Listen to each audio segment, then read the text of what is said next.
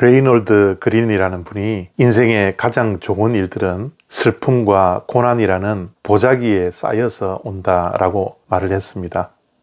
축복은 그냥 오는 것이 아니라 고난에 쌓여서 온다라는 말이죠. 그래서 많은 사람들이 고난은 위장된 축복이다 라고 말을 하고요. 시편 119편에도 고난은 내게 유익이라 말씀했습니다.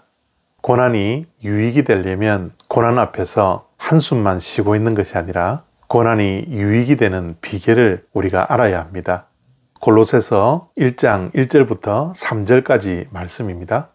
하나님의 뜻으로 말미암아 그리스도 예수의 사도된 바울과 형제 디모데는 골로새에 있는 성도들 곧 그리스도 안에서 신실한 형제들에게 편지하노니 우리 아버지 하나님으로부터 은혜와 평강이 너희에게 있을지어다. 우리가 너희를 위하여 기도할 때마다 하나님 곧 우리 주 예수 그리스도의 아버지께 감사하노라. 아멘. 골로새서는 우리가 잘 알다시피 바울의 옥중서신 가운데 하나입니다. 바울이 감옥에 갇히는 고난 가운데 이 편지를 쓰게 되었죠. 만약 바울에게 감옥이라는 고난이 없었다면 이 편지는 우리의 손에 들려지지 않았습니다. 사실 감옥에 갇힌 것을 상상해 보면 그곳은 긍정적인 것보다 부정적인 것이 훨씬 더 많았을 겁니다. 왜냐하면 바울이 범죄를 해서 감옥에 갇힌 것이 아니라 복음을 전하다가 감옥에 갇혔지 않습니까? 그렇기 때문에 바울에게는 억울함이 있었을 겁니다. 그리고 분노도 있었겠죠? 또한 원망도 있을 수 있고 불평도 할 수 있었을 겁니다. 그런데 바울이 쓴 골로새서 안에는 그런 부정적인 것이 있었던 것이 아니라 긍정의 에너지가 차고 넘칩니다. 어떻게 해서 바울은 감옥에 갇히는 고난 중에도 이러한 긍정 에너지를 가지게 되었을까요? 그 비밀이 1절 속에 있습니다. 바울은 편지를 쓰는 가운데 자신이 자신을 생각하는 자의식이 분명했습니다. 자신이 예수 그리스도의 사도가 된 것은 하나님의 뜻이라고 말씀합니다. 그렇습니다.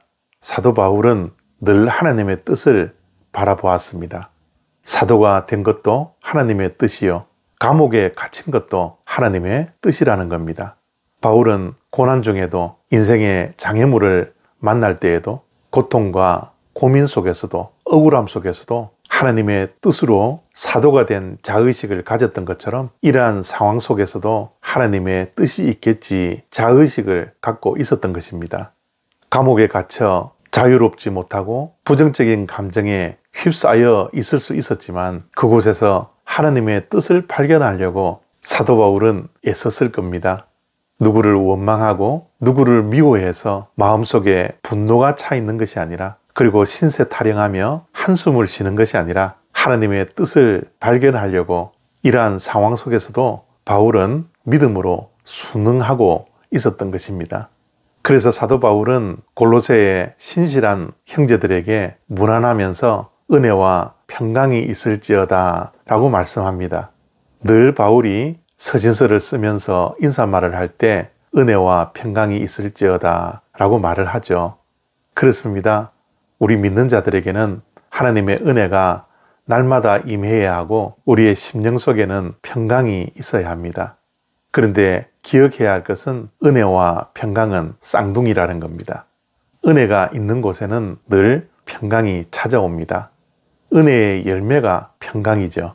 우리가 은혜를 받으면 심령에 평강이 찾아옵니다. 평강이라는 것이 무엇입니까? 평강은 적대감이 없는 것입니다. 하나님의 은혜가 임하면 원수들에 대한 적대감이 없어지고 그들이 이웃으로 변화됩니다. 원수들을 위해서 기도할 수 있습니다.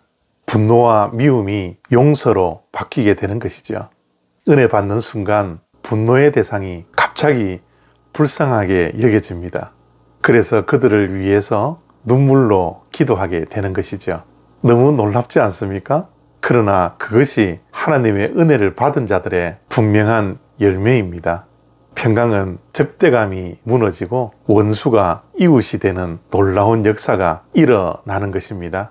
그래서 사도 바울은 감옥 안에서도 기도할 수 있었고 그 기도의 내용이 감사가 있었던 것입니다.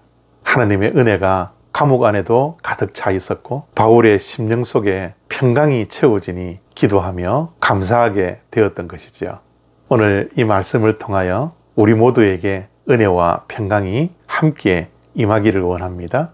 그러기 위해서 현재 나에게 있는 모든 상황이 하나님의 뜻임을 믿고 하나님의 신실함 앞에 온전히 서 있을 수 있는 저와 여러분 모두가 되기를 축복합니다.